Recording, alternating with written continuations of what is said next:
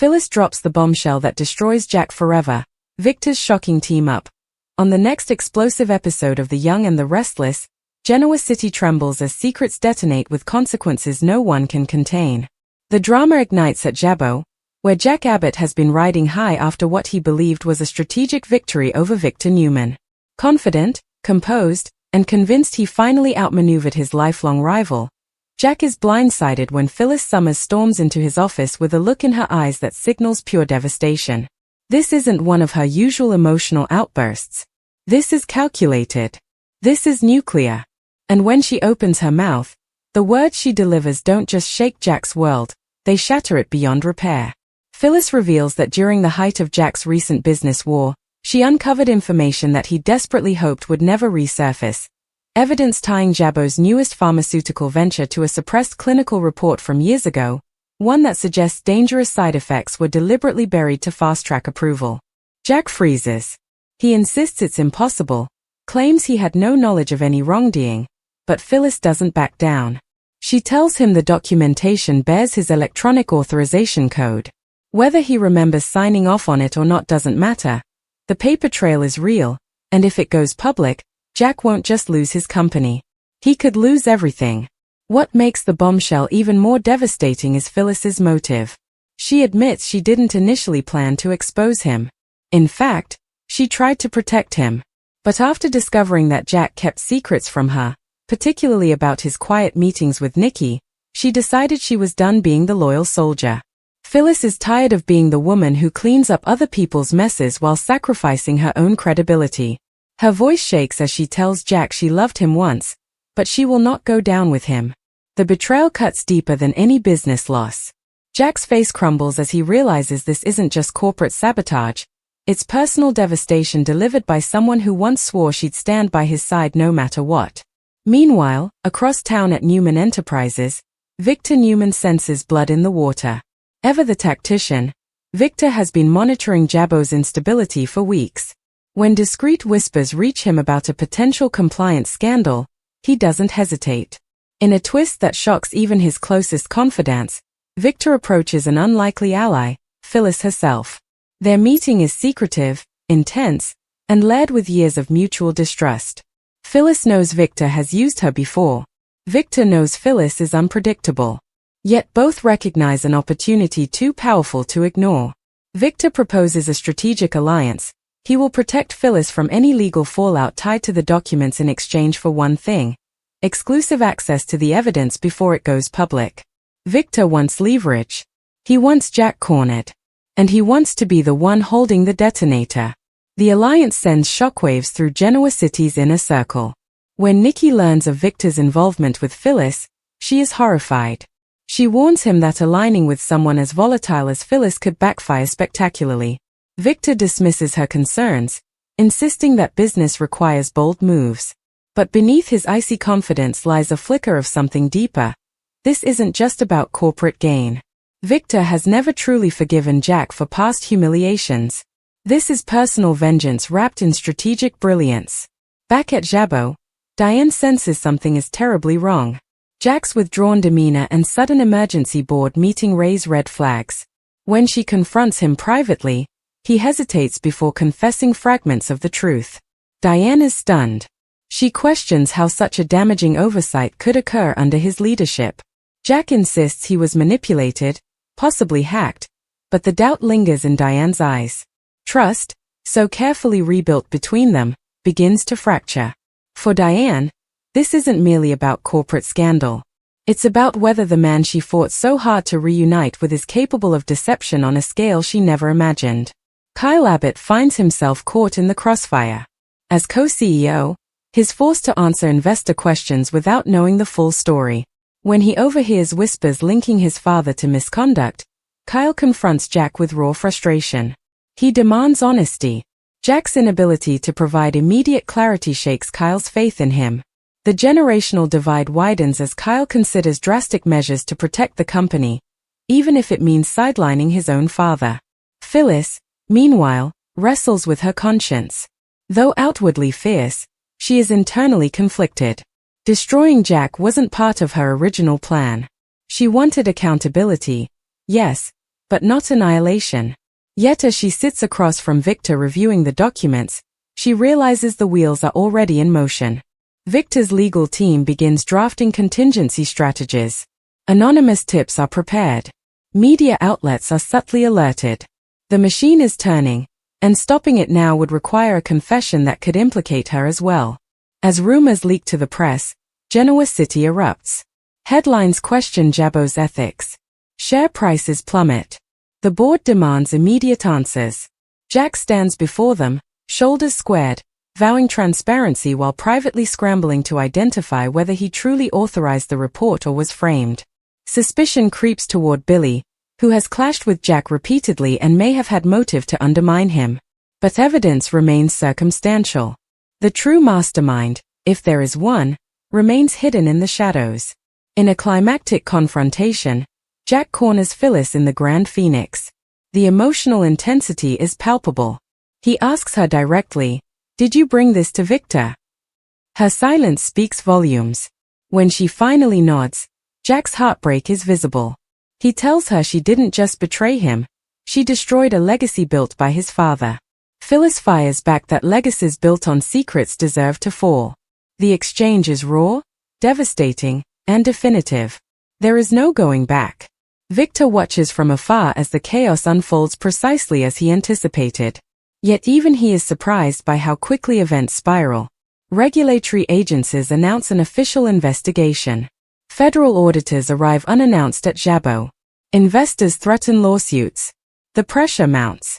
Nikki again questions whether this vendetta is worth the collateral damage, especially if it destabilizes Genoa City's economy.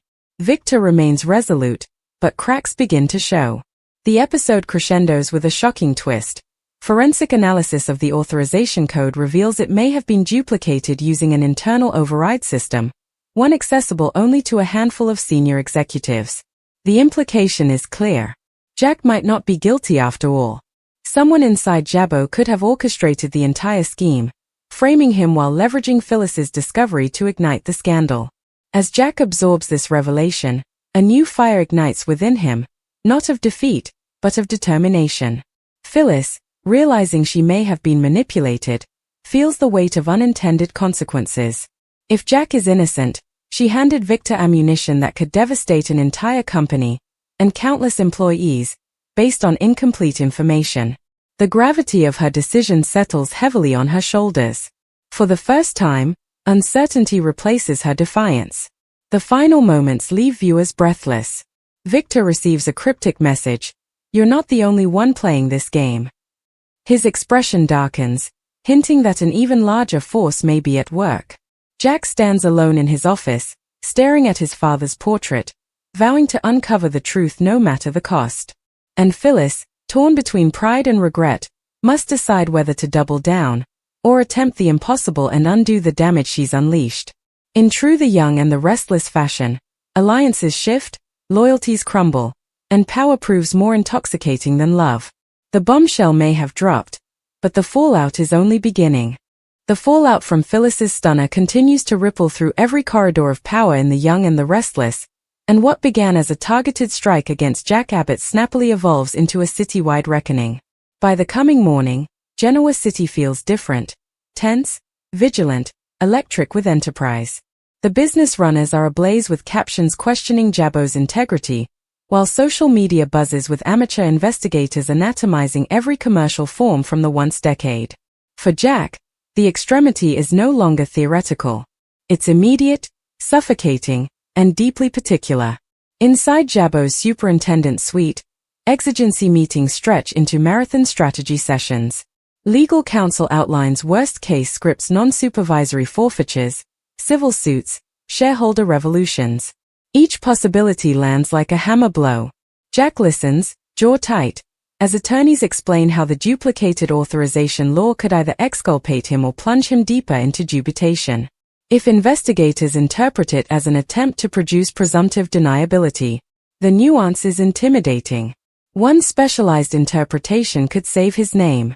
Another could end his career. Kyle struggles to maintain countenance as workers brute in hallways. He fields questions about job security, about withdrawal accounts tied to sinking stock prices, about whether the company will survive the quarter. In private, he confronts Jack again, this time not as a son, but as a leader responsible for hundreds of livelihoods. However, Kyle insists, now is the time, if there's anything you're not telling me. Jack meets his son's aspect and swears he didn't deliberately authorize any suppressed data. The conviction in his voice steadies Kyle, but mistrustfulness still flickers. Too important is at stake to calculate on faith alone. Across city, Victor Newman convenes his own inner circle at Newman Enterprises. The mood is controlled but triumphant. Request judges project implicit accession openings if Jabot's valuation continues to sink. Victor's strategy is simple: stay for maximum vulnerability, also strike decisively. Yet indeed, as he outlines contingencies, his attention keeps drifting to the anonymous communication he entered. You're not the only one playing this game. The words bite at him. Victor prides himself on being 10 way ahead. The idea that someone differently is manipulating events unsettles him further than he cares to admit. Phyllis, meanwhile, finds herself decreasingly insulated. What she allowed would be a bold move toward commission now feels like stepping into mesh. She renewals every discussion with Victor, every document she handed over, searching for the moment she lost control of the narrative. When she meets with him again, she examinations subtly, asking whether he's certain the substantiation hasn't been altered. Victor skirmishes off her enterprises, reminding her that vacillation is weakness. But Phyllis detects commodity colder beneath his consolation, a readiness to immolate her if circumstances demand it. Nikki confronts Victor late one evening, her voice laced with both wrathfulness and solicitude. She accuses him of raising a vendetta that could destabilize further than just Jabot. Genoa City's frugality is connected. If Jabot collapses, suppliers, investors, and charitable foundations suffer too. Victor counters that competition is the lifeblood of assiduity. Nikki challenges him: since when did competition come obliteration? For a transitory alternate, Victor's facade cracks. He insists he's simply icing responsibility. But indeed he knows that responsibility is only part of the equation. Pride and history energy the rest. At the Abbott manse, Diane senses the emotional risk on Jack. She watches him severance over old company records late into the night, searching for inconsistencies. Diane suggests hiring an independent cybersecurity establishment to trace the duplicated override. Jack agrees, fating that internal examinations might appear prejudiced. The gesture signals translucency, but also despair. Diane's support is unwavering on the face, yet intimately she grapples with fear. However, so is hers, if Jack's name is permanently tarnished. Their precisely rebuilt life could deteriorate under public scrutiny.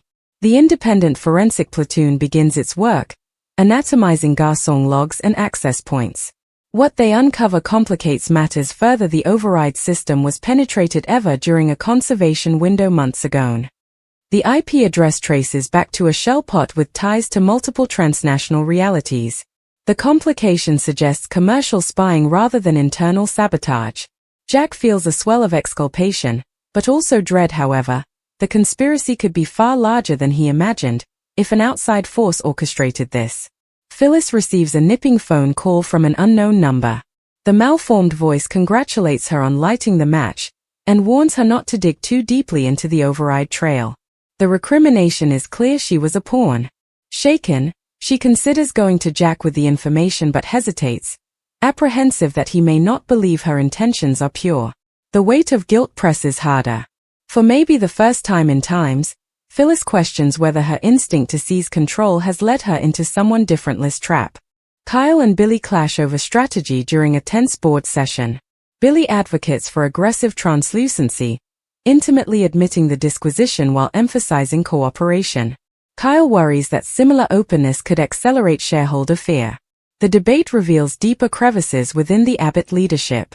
Trust, formerly assumed, now feels fragile. The board eventually votes to issue a precisely articulated statement affirming compliance and pledging full cooperation with controllers. It buys time, but not certainty.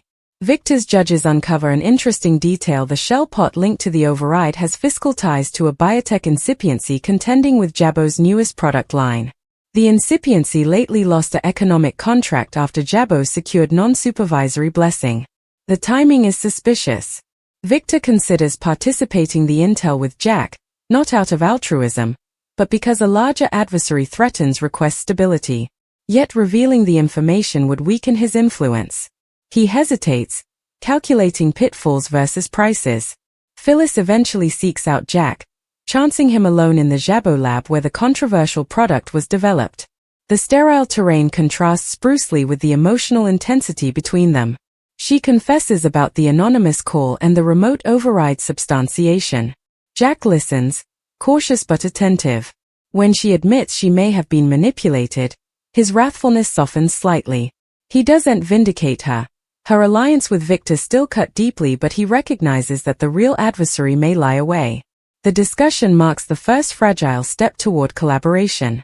Together, they approach the forensic platoon with the new information. The investigators confirm that the override system's duplication needed bigwig position knowledge of Jabot's structure. That knowledge could have been attained through a former hand or commercial asset. Duplication shifts outward, expanding the battleground beyond particular treason to commercial warfare on a global scale. Victor learns that Jack and Phyllis have met. He interprets it as either conciliation or conspiracy. Unintentional to lose control of the narrative, he processes Phyllis and demands clarity. She refuses to discover details, asserting that she'll not be anyone's pawn again. Victor warns her that fidelity is currency in business, and she has spent hers recklessly. The standoff underscores a shifting dynamic. Phyllis is no longer blindly aligned with him. As controllers consolidate their disquisition, media scrutiny grows harsher. Protesters gather outside Jabot, demanding commercial responsibility. Workers sweat layoffs. Community leaders worry about charitable backing drying up. The reproach transcends boardrooms, touching everyday lives. Jack addresses staff in a sincere speech, admitting query but reaffirming his commitment to integrity. His vulnerability resonates, stabilizing morale, at least temporarily. The biotech incipiency linked to the shell pot releases a protective statement denying any wrongdoing. Still, investigative intelligences uncover inconsistencies in its backing structure, pointing to coastal accounts and anonymous investors. The plot thickens. Victor begins to suspect that the incipiency itself may be a front for a larger empire seeking to destabilize both Jabot and Newman Enterprises to seize request share. Nikki urges Victor to partake his intel with Jack, arguing that a united front could help broader chaos. Victor resists, but the sense is sound. However, contest must yield to survival, if an external empire is targeting Genoa City's commercial elephants. After an insomniac night importing options, Victor makes a surprising decision. In a scene creaking with decades of history, Victor arrives unannounced at the Abbott manse. Jack opens the door, stunned. The pressure is palpable. Victor states bluntly that he believes a third party finagled the reproach. He outlines the biotech connection and shell pot trail. Jack listens precisely, fating the strategic value of the information. For a moment, old enmity threatens to ail cooperation. But the magnitude of the trouble tempers pride. They agree, tentatively, to partake intelligence while maintaining public distance. The alliance is uneasy, forged not from trust but necessity. Phyllis watches from the sidelines, apprehensive that her original stunner inadvertently touched off this unknown collaboration. The irony isn't lost on her. As the occasion deepens, investigators uncover definitive evidence the override was executed using stolen credentials attained during a cybersecurity breach months before.